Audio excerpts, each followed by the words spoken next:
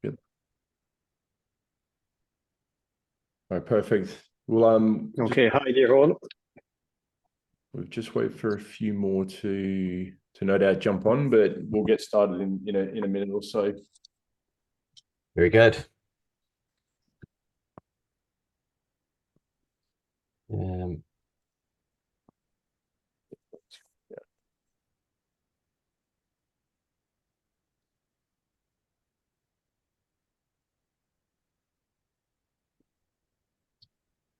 We've got chat on this, Rossi, don't we? We sure do. We sure do. Yeah, I was just saying, anyone there, be good to jump into the chat and just sort of plonk in the comments there where you're joining in from. Yeah, assuming you're not middle of doing something else and listening to this on the side, but that would be great to have some knowledge about where you're from. I see Mr. Carey's there from Toronto, Canada, or Toronto area. Good to see you. Yeah, I think pretty international. So Greg's calling in from New Zealand, so it's nicely midnight for him right now. And yeah, good to see here in Copenhagen, of course. Megan, hello. Yeah, perfect. Sharpie, can you just confirm you can see the I can. Yeah, I've got the MSP Mastermind, our monthly recurring revenue accelerator on the on the dial. This one. So let's kick it off. We're 1 minute past the hour now, and I suppose just thanks to everyone initially for joining from all over the globe. Greg and I ran something very similar to this here in Australia and New Zealand a few weeks back, and had some really good feedback, questions at the end especially. So I would really prompt that as well. There's a chat box here, and from Paris as well. It's cool. We've got a chat box here just in Zoom, so feel free to pop any questions you've got as we go along. We will be monitoring that, so hopefully if we can slot in the questions if it makes sense. We've got an hour blocked out. It did actually run that long in the previous webinar, but about 20 minutes of that ended up being questions, so the content will be nowhere near the hour. But we'll certainly try and find time to answer any questions that will inevitably arise. So we'll kick this off now. Sharpie, why don't you introduce yourself initially? Yeah, thanks, Adam. Look, great to be here talking to everyone that's on board from little old New Zealand down under, late at midnight, nothing stirring through the house. My name's Greg Sharpe. I'm the CEO and founder at ZenContract, contract management platform, and been in the industry for near on 30 years, and built MSPs and put them together and sold them and bundled them up, and now in the world of automating contract management for the MSP channel. So great to be here. Yeah, perfect. And I was actually fortunate enough to meet Greg back in probably 2013. I was the very first rep for Autotask here in Australia. So flew out, met Greg and the team, and they came on board as one of the very early Autotask partners in the region. And they've just been amazing advocates for that product throughout the years. So yeah, the backdrop for me is really Autotask, 8 years there and a couple of years at Data when they took us over. So very much come from the PSA setup and construct. For the last 4 years now, we've been solving a problem that a lot of MSPs would ask us about, in terms of having tons of different vendors and distributors that you're reselling on a monthly basis, and everything moving up and down, especially in the SaaS economy. And there's just no easy way to manage that agnostically across every vendor. So CloudOIive set out 4 years ago now to try and solve that problem. Can we stop MSPs underbilling, misbilling? And we'll share some of the lessons that we've certainly picked up throughout this agenda and call today. So moving on to what we're actually going to be talking about. So a really big part of this today is actually deep diving into a specific case study. I love hearing about it. It's actually Greg's personal story of building Base 2 and selling it for a really, really impressive multiple, and sort of some scary points along the way that I'm sure a lot of people on this call can likely relate to. And then we've broken this down into 4 very specific sections, which step by step hopefully you can glean from it and take some bits away and implement it into your business. But we're going to break it down into secure, expand, maximize, and automate. And as I said, there will be time for a Q&A at the end. But the chat's open just to pop it in whenever. We have recorded this as well, so everybody will get a recording at the end as well. Fantastic. Cool. Sharpe, why don't you start it? The first couple that certainly tied very nicely into what you've been working on for the last sort of 4 or 5 years as well. Exactly, yeah. So the last, into about 2018, inside our MSP, we set about understanding all of the touch points for contracts. We realized that we were doing this whole contract management, contract automation thing very poorly. And also, we realized that now we're going to look at this in the next slide, but in our MSP, we really only had about half of our revenue secured by a contract. And secured doesn't necessarily mean that the end client is tied in and there's a term and they can't get out of it or whatever. All it means is it wasn't underpinned by a set of terms and conditions. We had a lot of handshake deals. It just wasn't secured in what is now a more mature business process than what all of these MSPs, including mine, were doing 10 years ago. Some people had it sorted, but it was really only 5 or 10%. And what we're setting about doing with ZenContract is maturing the whole industry and bringing us up to a more secure level. So that's the first thing that we're going to have a look at, is around securing and what's involved in an MSA, what should you have, how does the contract structure go, what tips have we learned along the way. And then we want to have a look at how to go about expanding the services that you have currently from scalable add-ons. And we're going to use an example there. Then I'm going to hand over to Mr. Ross, who's going to go through 3 and 4. Do you want to outline those? Yeah, perfect. So if you think about having all clients that certainly on the recurring basis have proper documentation in place, once you have that, then move through into actually picking the right services to expand that wallet share and solve problems.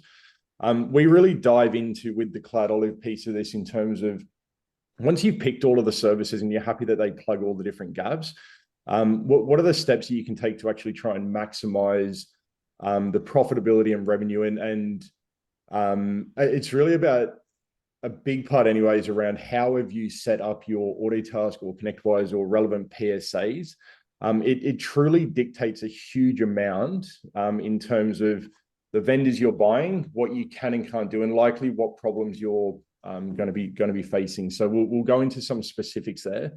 And then once you're happy with the PSA setup, and happy is almost you're confident that everything's going through the PSA and is hitting the margins that you're expecting, then I'd say finesse it and see how you can automate as much of it as possible in a very, very responsible way.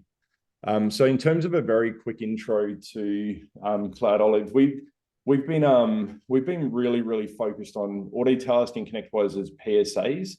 And ensuring in an agnostic fashion that any vendor that you resell, you've got total confidence that everything is getting billed for hitting the right margins that you expect. Okay, so we've got north of 140 different vendors, distributors, even internal SKUs that you may be reselling. It's really any addition in ConnectWise language or product and any service in Autotask. We've really solved how can we connect into the relevant data sets and ensure that you're making the margins that you expect. And I'm sure that we'll touch on some specific examples. But yeah, if we can help all MSPs not just waste cash flow that's sitting there based on all of these moving parts, we're certainly doing our part for it. So, and over to you, Sharpe. Yeah, I was just before I get into my stuff, I mean, having built and run MSPs for a number of years, this CloudOlive is the billing reconciliation and making sure that I was getting paid for all the work that our team was doing, and also passing on all the costs to the correct contracts and stuff. That's such an amazing piece that I mean, typically, not to steal your thunder from later on, but as soon as you do a discovery, you're finding, hundreds, if not thousands of dollars of MRR that's just not being billed or not recovered, correct? Yeah, for sure. We typically see that for every 10 grand of revenue in this world, in the services, that there's around 5 to 7% just missing in cash flow. and it scales small, medium, or large, and it's something that can be solved and fixed pretty quickly these days. Yeah, well, that would have been another $500,000 profit a year for us, so that would have been pretty good. Pity you didn't build it a while ago, but glad you have now. Really glad you have now. So if we can move on to the next slide. So like I started off before, ZenContract, we're looking at eliminating contract chaos. We're in our MSP, which, just to give context, had 50, just about 50 people and 167 clients. Each client had around about 3 MRR contracts per month. And we weren't really running on an MSA framework, a master services agreement. We had a managed service agreement, which means we're going to sell you managed services plus some other services, and we're going to have terms and conditions at the end, and on the front, it had a cover page that said a managed services agreement. And typically, you want to separate the terms and conditions away from the service schedule, because you only want the legal team and the people to look at those T's and C's once, and then they just sit there in perpetuity. But we wanted to build a tool that automated everything right from signatures all the way through to templating, to storing in the right place, to building the contracts into your PSA, to making sure that it was referenceable. You could always find the contract that you wanted. It had electronic signatures. And we wanted to make sure that there was a lot of workflow and automation that eliminated human error and reduced the amount of time that was spent. And it had to be integrated into all the tools. So we were fumbling around with Word documents and some other signing tools that certainly weren't integrated into our wider tool set. And if you go on to the next slide, Rossi, we've got a couple of things that outline, kind of the way we were going. Is that only 30% of our MSP's recurring revenue, was not against the contract, and the other 70% was really hard to manage. That was our ZenContract data that we've got across all of our MSPs from last year. Ours was even worse than that. Our base 2 was looking at only 50% was against a contract, a lot of handshake deals. And we really, if we were ever going to look at building proper enterprise value in the business and boosting it up, then we had to undertake a process. And that's what you get with ZenContract is a best of breed contract management process out of the box. So if we move on one, Ross. There we go. So here's our before and after.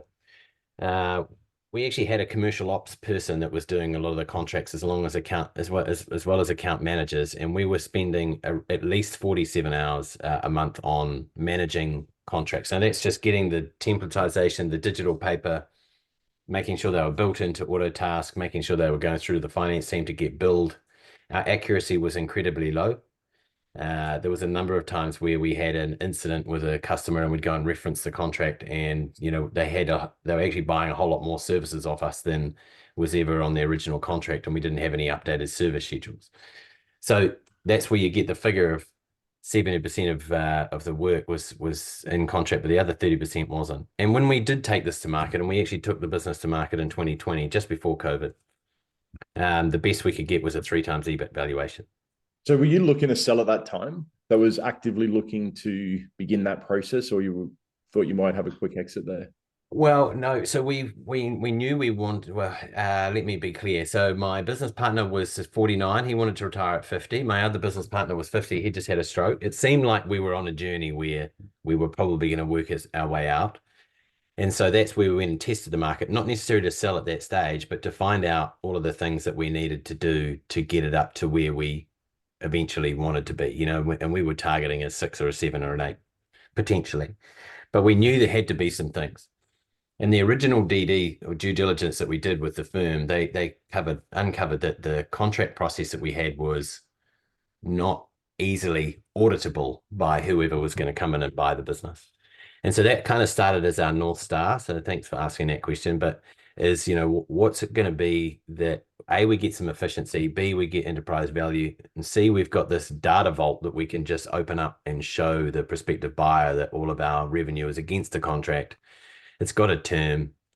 The clients aren't tied down. They can leave with 90 days notice for poor performance. But outside of that, there is the risk is spread across 167. It becomes a very viable entity to purchase. And so, so once we built this product, and the first versions of it weren't great. Luckily, that was a long time ago. So we've since perfected them a whole lot more. Before when we went to sell the business, we were only doing 1.5 hours on contract because a lot of the automation was there. Accuracy was really high. MSAs were everywhere, and we ended up selling for a 10 times EBIT valuation. There was a couple other things around position descriptions and things that we had to do, but the large driver to get us from a 3 to a 10 was in this contract And automation. how long was that process? How long did that take? It took us about 2 years because it took us a year to write the original software. So, but it was from the time we got the 3 times EBIT to the 10 was about a 2-year process, and we ended up selling in 21. Very good. Next slide there. So yeah, the types of things that make a contract compliant, you're going to read these. I'm not going to read them out loud, but we need to make sure that they're documented, they're stored in the right place, they're valid, i.e. they're between the two dates, which is start and end date. They're commercially viable, so you've got your pricing right, and we need to make sure that it's accurate in the fact that it's got the right services that you're supplying on there. Many MSPs will just do a managed services agreement, and that's the only thing they ever have signed, but they're actually selling advanced security, and there might be some special terms and conditions that are pertinent to that advanced security. So they need to be accurate. Integrated into all the tools, we need to make sure there's a lifecycle management aspect to it. So simple as that is understanding that is that within 90 days or 60 days of the contract expiring, you need to get reminders that there's a renewal coming up. So doing renewals, you're about 88% more accurate, and you get the outcome that you want if you do your renewal ahead of time rather than doing it after it's already expired. So it's all of the wait for negotiation or cross-sell or upsell or anything like that flips to the customer, if you're not ahead of time. So always be the most organized person in the room when you're going into the contract negotiation. Next slide. And this one's interesting, right? Because I was looking through, like we see a lot around challenges when it comes to NCE. I'm sure everyone's sick of that 3-letter word in their business over the last couple of years. Yeah. What have you learned from your side and I suppose the almost the legal aspect and commitment that you see? Yes, I mean, a good MSA should set up a framework that's fair and reasonable for both parties, right? And so when you buy NCE, you might have a 12-month commit on behalf of your customer as the MSP, and if they leave or they dissolve or they get purchased by someone else, or the relationship breaks down, then you should have the ability to be able to pass on the costs of those licenses, and that's what this clause takes care of. It's nothing more fancy than that. It just says in the event that this breaks down within the term, we can pass the costs over. The same thing for the network and telco cost condition.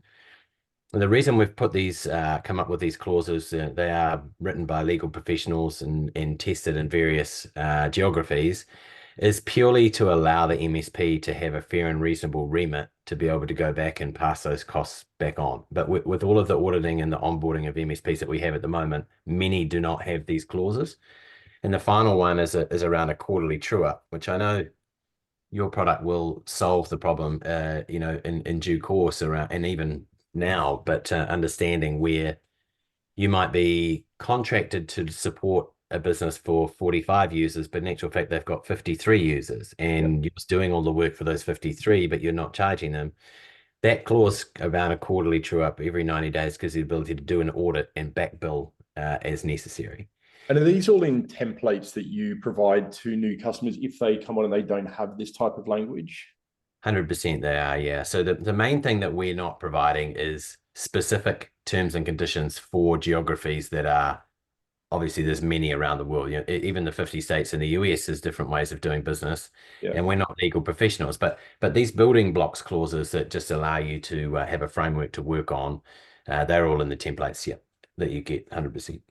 Yeah, cool. And walk us through some of the you touched on your own experience, but some of the other benefits, I guess, that you've seen it for hundreds of clients. Yeah, so we see typically, and I know Andrew carries on here from Shift IT, who's using the system, but is that the MSPs that are looking to just get a little bit more mature or put in some solid foundations because they know they want to scale. Once you have these automated process in place, then it allows you to scale from managing, 50, 60, 70 contracts to 200, 300, 400 contracts. We've got MSPs with 250 employees managing thousands of contracts, and they're just saving, so much time, and their accuracy is through the roof. And also they've got the ability to be able to just get through, even ISO 27001 audits from their contract management process. It just flies through. So we've actually partnered with ISO 365, and they've sort of underwritten the process that we have for contract management to be compliant with ISO. So it helps on those sort of things as well. We just had a question from Melissa that the clauses that you placed in there, have you seen any pushback from specifically around prospects and delaying any sales cycle? What's been your experience with that? So no, we haven't actually. So those clauses, we've probably come about putting them in the last, recommending to our MSPs to put them in the last 6 months. I haven't heard from anyone around any pushback, because they are worded, if you would to get this recording back, or if anyone wants them, just email me and I'll send them to them. They're worded in a very fair and reasonable way. Basically, it says, we're buying this on your behalf. If you decide to leave, we're going to pass on the cost. No one can really sort of shrug their shoulders at that. I tell you what we have heard of quite a lot, though, is if people haven't had the quarterly true-up condition, is people are getting pushback at trying to back bill. Some of the clients are going, hey, you didn't pick up on that, and you've been looking after our extra users. It's up to you. It's just a cost of doing business. But if you've got something to point back to, then it's good. Yeah, we see that because we see them leaking revenue every day, every single day. Even an email of one distributor double billing, and it was 1,300 euros for a Belgian client just this afternoon is sent through. Really got to just see it as revenue in the future versus cost sunk, I think, from a mental health. Yeah, I mean, it's just, I think there was a question there, Adam, around someone asking how it covers different laws, but I can come back to that later. Yeah, by all means, if you want to do that now, or you want to track. Oh, I can't read it, but we'll move on. No, I'll come back to that. Yeah, no worries. I've noticed. Cool. So I guess just to summarize, like getting clients on paperwork that client and your own business are happy with, you're confident that it's the right sort of documentation to have in place for the future. Once that's in place, and then we'll work through sort of how to devise and some of the thoughts to think about when you're actually bringing on additional revenues to grow. So, Sharpe, do you want to walk through these handful? Yeah. So, I mean, all of that digital paperwork with e-signatures and workflow and process actually helps with the health of your PSA as well, because it's automating the process of setting up all the contracts and billing and getting ready for things like utilizing CloudOIive for all of the reconciliation. But once you do have that in place, then you want to start thinking about how you can start to add on other services. And I just wanted to run through here quickly the questions that you can ask yourself to say, how I'm going to add these other services. And the example that we'll have is policy management as a service. And so when you're looking at these, extra lines of revenue, you've got to start off with, obviously, the number one there is incredibly, easy to guess that was going to be a part of it. Do your clients need this? Does it differentiate you from your competitors? And then I think the main thing I think of when I'm looking at an extra revenue stream is it repeatable and recurring, and is it scalable? All right. So if you were looking at adding in a managed service and it was highly, highly labor intensive and you couldn't scale it without using, software or something, then I would be questioning about whether you need to do it. And that would be if you needed to sell the project again and again and again and again. You want to have something that, is software based, that it sets up and it adds value to your overall managed service. And then ask yourself, do I need any new skill sets, or do I need new tools? And what's the profit margin going to be like? Now, they all seem relatively simple when you stare at them there, but there's many of our MSPs that we see that are not actually, they're just adding on a service that they think that they can sell, and it's on an hourly rate. And so it's doesn't have the ability to be able to scale and be repeatable and overall actually add value to your overall MSP service. And so if we move on to the next slide, the example that we've got, we really see that this policy management is coming. And policy management is you as an MSP managing your end customers' cybersecurity policies, remote work policies, IT fair use policies, those types of technology policies to make sure that the end user base is educated on what their responsibilities are. And also that will allow the company to fly through any compliance audits or HIPAA audits or SOC 2 or ISO 27001. And these are typically for companies that are 100 seats and down that don't have an internal HR department. Because you can use software to set this up. It is repeatable. It adds value to your overall MSP service. Oh yeah, we've got someone joining in. So you got it adds value to your overall MSP service, and it actually elevates you and differentiates you that you're managing your end users' policies, whereas typically we would stop at the technology level. But there's no reason we can't educate our users, kind of like we do with phishing services or phishing testing, and getting those tests out in front of people, just getting out in front of them with the policy, making sure they've read it, seen it, signed it, and then there's a report going back to the main customer talking about the fact that you are compliant with all of your policies. That's definitely a chargeable service with high margin. And let's talk through it, Sharpe, because I know this has been going gangbusters for you really, really well. I assume this is an early in price, or is this what you see moving forward, or still to be determined?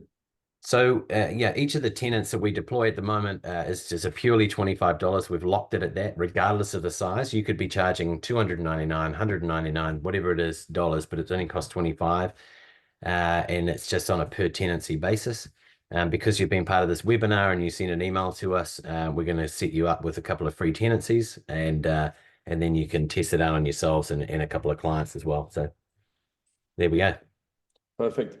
So I guess, again, summarizing, so we've talked about getting the correct paperwork in place, picking the right services. Now we've got the array of different, I guess, vendors and distributors that we can select from to solve all of our client issues and challenges. I want to take a bit of I guess a discussion point here around, like, everyone knows that month-end billing is a notoriously tricky and fairly fragmented process. Like, I still firmly believe that this is the most fragmented part of any managed service provider, with around 17 different vendors at times and billing at different times of the month to when you bill your clients. And a big, I guess one of the biggest challenges is how to set up the PSA, the Autotask or ConnectWise is one that we integrate in with, and the one that we're very, very focused on. But I guess there is actually a formula in order to, at the end of the day, make sure that everything that you're getting billed for is going through your business in a profitable manner. Okay. So I'll just show a very quick visual in terms of where CloudOIive sits in the layers. So we sit at the front of your PSA, and then we're reading information and standardizing information from, like, any supplier that you're working with, providing your billing out of Autotask or ConnectWise. We're able to take that information, and then on the right-hand side, you can see just some of the per vendor reports that you get. Extremely tactical data, like point-in-time information that you want just before you bill your customers. Everything from, like, underbilling, overbilling, margin, of course, and then just making sure that everything's got a home. If it's a cost, it's got a home back into your PSA. And when we talk about, if you've got, say, 100 line items that you sell, that are in your PSA that end up on an invoice to your customer, we tend to think of it from, if a customer is seeing a line item on an invoice, it needs to be accurate. Okay, very simple conversation, very simple point to raise, very difficult to manage it at really any scale. So we really look at this as what's your critical path to billing? Which line, how have you set up your PSA? Is everything split apart? That's one decision point everyone needs to make. Or is it one line item? It's just a decision point that every PSA user makes. And every single line item, as I said, that your customer is going to see needs to be verified accurately before it goes out the door. So we've spent a long time now devising strategies that you can do this in the quickest and most efficient manner. So one way is actually just to simply take invoices that you might get from a distributor, or like your Microsoft invoice or any of the Kaseya stuff, or any reports that you can run. and just bring them into CloudOIive, and our system will automatically map them back to your AutoTask or ConnectWise. And then in the middle, you can just see, are we underbilling? Are we overbilling? And just give the tools to be able to take discrepancies and fix them into your relevant PSAs before the bills go out. And one of the, I guess one of the other aspects of this is a question that I suppose in the last 6 to 12 months, this question has come up in terms of if you've got 10 users at a client, and you know that because you've got 10 business premiums or something, what do you do if another user-based piece of software is 11 in the vendor portal or 12 in the vendor portal, meaning it's not accurate? What we've learned really, really deeply now is the questions that come back from your clients are very often the one or two units, maybe a couple of pound or euros or dollars different. And it actually then, it then kicks off a number of emails. And we had an example where the client is now asking for a pre-monthly billing report of everything with all users broken out. It's just diminished the trust ever so slightly. And it was simply down to a threat locker SKU being one unit out from what their user base was. So really, so when we think of this now, we go, right, is there some logic that we can provide an MSP just to make it simpler? Okay, and what we mean by that is there are some incredible dependencies that live between the standalone services within your PSA setup. And we've just got some examples here. So a full user, a light user here could be business basic, and then you've got another service which should match, may not match, but should probably match. So within the setup now, we can just offer a bird's eye view to go, right, if they have business basic and this essential bundle name service, like they should match. They really should match. If they do match, it's highly likely the customer is just going to pay the bill, providing we get the business basic count right, of course. But when we expand that out across your entire PSA setup, so every billing arrangement, every contract or agreement in ConnectWise language, then we begin doing some really, really smart things. If the business premium is our driver, and these are all 32 and they're all perfect, what do we do when there's actually something that's nowhere near that amount? And CloudOIive, just as across the entire board, it's up to you. Like, it's just information, right? It's a quality control exercise that should be done every single month. But this is what we've learned as the reason if questions are coming back about invoices, it's quite often around unit counts that are slightly off to what the customer expects it to be. So the question that really everyone should be asking is, should we let our customers do the quality control check, or should we have the almost just the awareness up front of, even if the vendor portal is slightly different, should we actually bill exactly what the customer is expecting? And just when we've seen this in practice, it can reduce the questions down significantly, but trying to identify this on scale is not easy at all. And is that what you're seeing, Adam, in the people that are using A, the tool, but B, now these groupings? Is it reducing friction even further? Well, it depends how they bill, right? If MSPs bill on the first of the month, which a lot do, then a lot of the time invoices from suppliers haven't even arrived yet. They might arrive from Pax8 on the 6th, or Kaseya around that same time, and Ingram might even be later on. So from those perspectives, this is extremely powerful to take it, maybe even if there's something that's integrated in via API, and then grouping services and then just making the changes and invoicing out. Like, from a cash flow perspective, it makes a lot of sense. Yeah. But it is important to do a quality control, we believe, every month, especially around the Microsoft, especially around things that move a lot. And the benefit of this is you can still get bills out the door early, and then casually through the month, not having to do it all before you bill. You can then just bring the data in and the invoices in, and then backdate things if you want to, and prorate things if you need be. But at least the money is coming in the door early. Good stuff. Yeah. So Sharpe, we actually had a couple of questions just before we move into some of the I guess the offers and the QR code. Yep, hit me. How does this cover different laws in different countries? I think you touched on it, but do you want to expand on that a little bit more? Yeah, so I mean, and I think Andrew put a comment in there as well. So we provide a master services agreement template, a service schedule template. There's actually a whole marketplace of templates. They are not legally provided professional documents, so we don't have in-house lawyers that are conversant with contract law across all the geographies of the world, right? It's a not part of the business model. But what we do have is very sound templates that are well tried and tested and true and utilized by many, many MSPs, which we would highly suggest that you get your lawyer to look over before you would take them to market.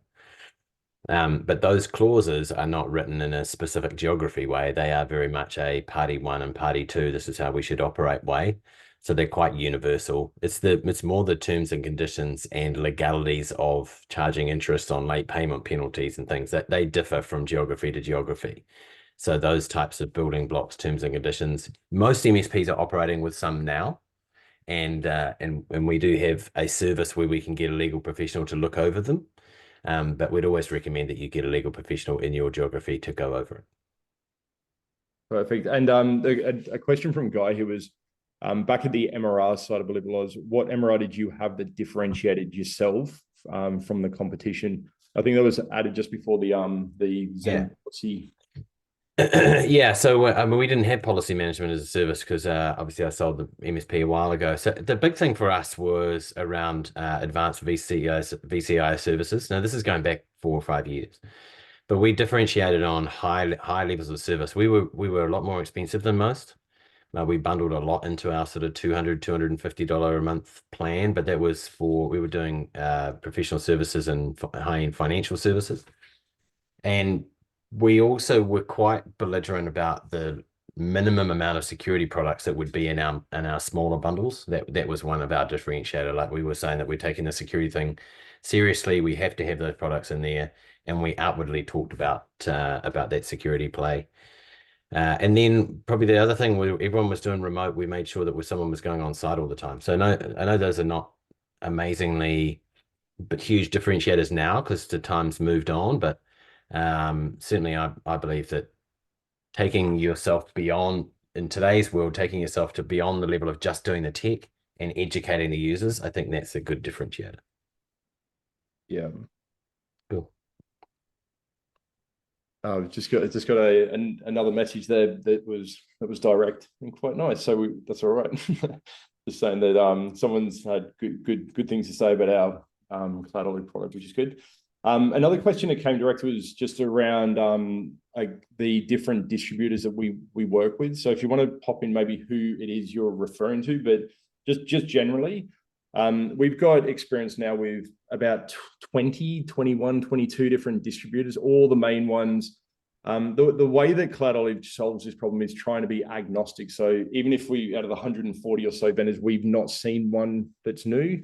In general, if you can get the data into some form of report or Excel, and if the team's able to do it manually today, CloudOIive will be able to lift that logic, bake it into the system, and automate the whole thing in general. Okay, there's some incredible logic that's been added to create that flexibility, but Pax8s and Ingrams and Synex and all the major ones, Routed and Clear Media, and there's north of 20. So I'd imagine that we've probably got the one that you're on covered. Brigantia we do as well. We've got clients that do Brigantia. Quite a few products through Brigantia. Yeah.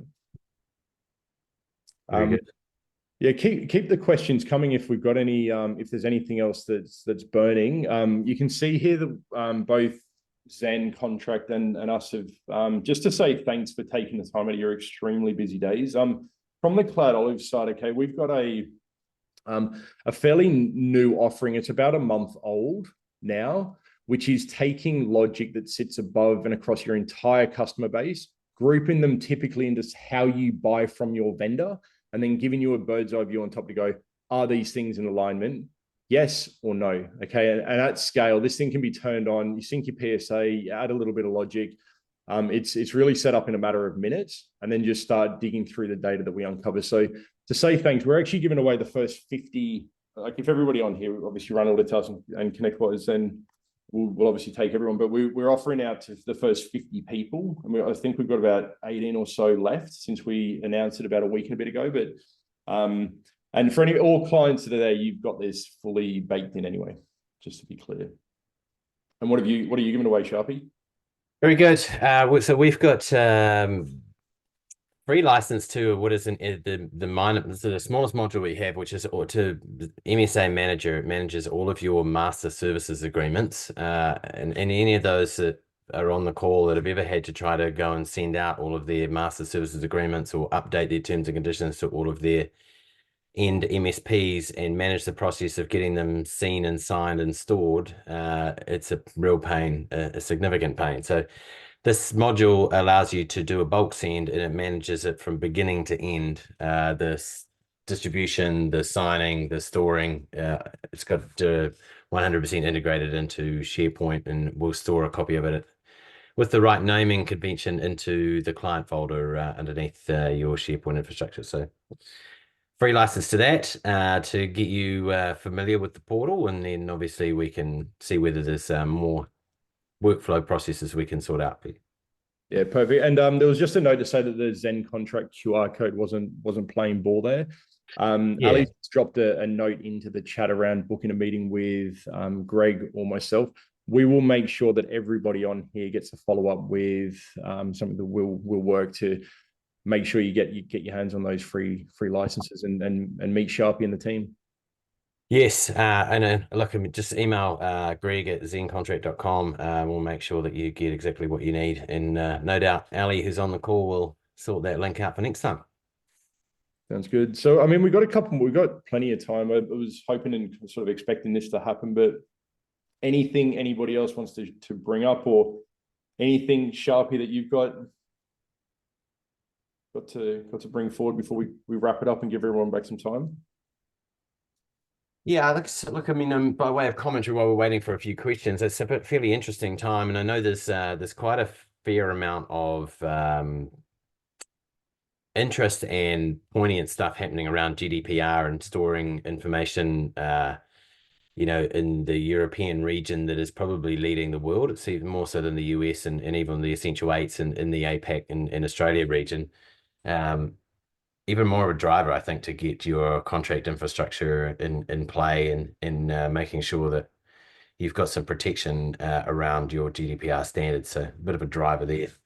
But yeah, I don't know. Back to you, Rossi. What do you see? Many things that you're seeing in the world that you could pass on to the group as far as you. I mean, you've got hundreds of MSPs now that you're helping out with their reconciliation and their revenue leakage or lack thereof, getting rid of it. It's commentary things you're seeing? Yeah, I think that at some point in time, every single vendor should be reconciled down from an invoice. Even if so we've got a native integration coming with Microsoft to solve the NCE renewals issues. We've been building for a while and put it on pause to finish this groupings, and it's coming out in a month or so. And even one of the things that we've learned, if you've got direct syncs from Partner Center, it obviously doesn't track any of the costs that are coming through. And the other challenge is that with GDAP access these days, that we've got clients that we can see on an invoice and we can reconcile them down, but from their Partner Center, it's just not accessible from any of their like a direct sync. So we're really, really big advocates of, if an invoice clearly states how much money is going to leave your bank. So that thing should be line by line by line by line lined up with your services and additions in ConnectWise, at least periodically. And yeah, there's a couple of things that we've seen, like unit cost accuracy in the PSA is I've been looking at PSAs from different angles for almost 15 years now, and it's an extremely difficult problem to solve at any scale. And Microsoft changes have just made it even harder. Vendors change their things, and again, if you can learn and work out changes that occur month 1, not month 10, you're in a far better position, and that thing just compounds over time with cash flow and ease and like fewer headaches and stuff. So yeah, the problem we've just been angling at, like it's not solved for the entire industry, and we're looking to set a single standard that everybody can clearly articulate across the entire team into their customer base as well, and just make it easier. Yeah, good stuff. Yeah, look, I can't reiterate it much with, you know, we had 12 million of turnover, and I know that there was probably another 400,000 or 500,000 a year there that we just weren't aware of and weren't billing on, or were losing the opportunity of, and that can make a big difference. So, yeah. yeah. All right, guys. Well, yeah, as I said, we're keen to give people back their time when we can. So QR codes are there if you want to quickly do it. My email address is adam@cloudolive.com, but we'll certainly send a follow-up shortly after, or some point tomorrow, no doubt. But Yeah, just wanted to say thanks, Adam, for hosting. Great to be here. Nice to see some of your faces. And if you want to get a hold of me, it's just greg@ZenContract.com. Perfect, Sharpie. Speak soon, everyone. All right. Thanks a lot.